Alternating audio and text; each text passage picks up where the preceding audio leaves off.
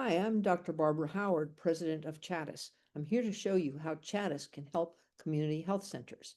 CHADIS is a web system with a comprehensive library of questionnaires for pre-visit completion by patients, linked evidence-based decision support for clinicians, and post-visit patient-specific education and resources automatically assigned for families in private care portal web pages.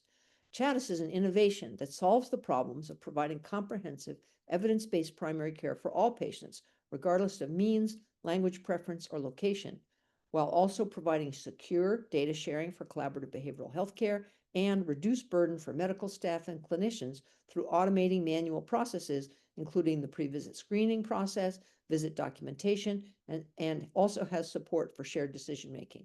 CHADIS also offers a closed-loop referral system and tracking to assure referral success.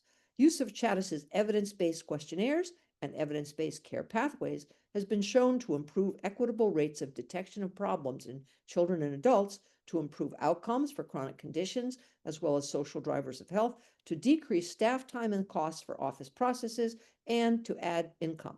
Several community health centers have already been successfully using CHADIS and obtaining the benefits of patient engagement, effective screening, savings in staff time, effort, and cost, and improved patient monitoring. Next, I'm going to show you the live system in action. So first, I'm going to show you how easy it is for a patient to register. This is when CHADIS is used direct or without an integration with an electronic health record. In the case of an electronic health record, the invitation code process is not necessary, that the patient data can flow seamlessly. But in this case, I'm going to set it up with an invitation code, which is usually the office phone number. Parent enters their name. They set a password.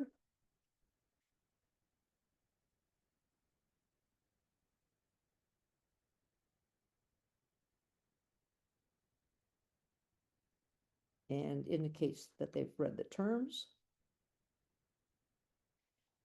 They can then continue from their login to put in the information for the patient.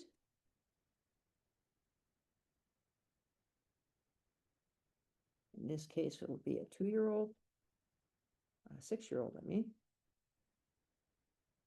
boy who was not premature. And this is the mother, who's the respondent.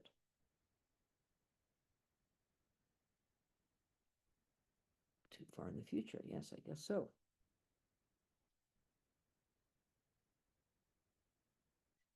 They optionally can enter demographic information. And here we are at the point to take questionnaires. So to take the questionnaires, they click on that link. They can indicate their provider. They indicate the type of visit they're going for. And then the questionnaires are right here for them to do. I'm going to do the social drivers of health questionnaire so that you can see what it does in creating a report. So the questions advance automatically as you complete them.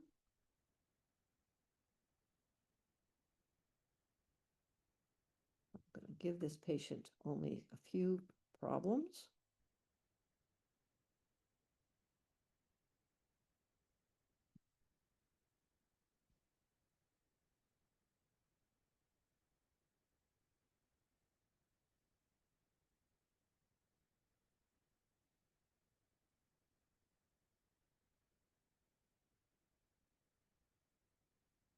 In this case, they're getting help for that problem, and they're getting enough help.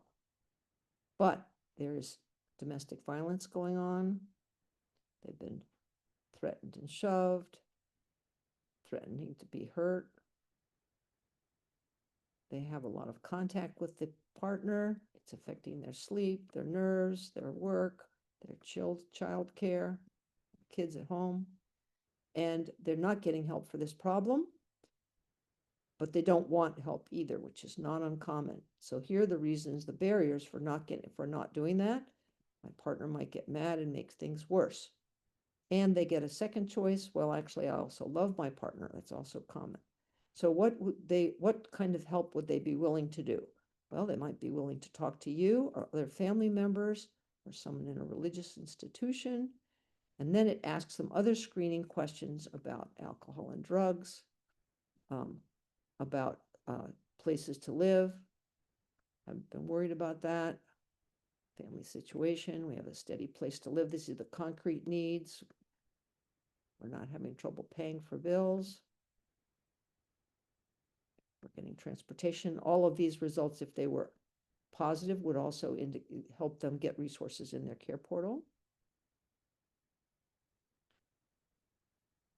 And there are no other problems, although there's free text options. So then they send that, and they can go on to the next questionnaire. What I'm going to do now is log out as the mother and come back in as the doctor. And I'm going to be looking for the most recent submissions. Here's Stanley Smith. And this shows that that questionnaire was submitted. So I can now create a report and include that questionnaire. And you can see here that there are stars for severity. There's some items that were failed. There's a description of the items and the answers here. And there's also the ability to go into what we call our care pathway in an interactive mode. And here is a report that's already been written from the results that the patient gave us. It shows you where the problems lie, here and here, in partner violence and stress and depression. And it allows you to use decision support from these tabs, including the ability to do a motivational interview based on the questions and answers that showed ambivalence about getting help that were right here. And there are details here that are writing the report, as well as opportunities for further decision support as you go along. All you have to do is confirm and then lock the tab.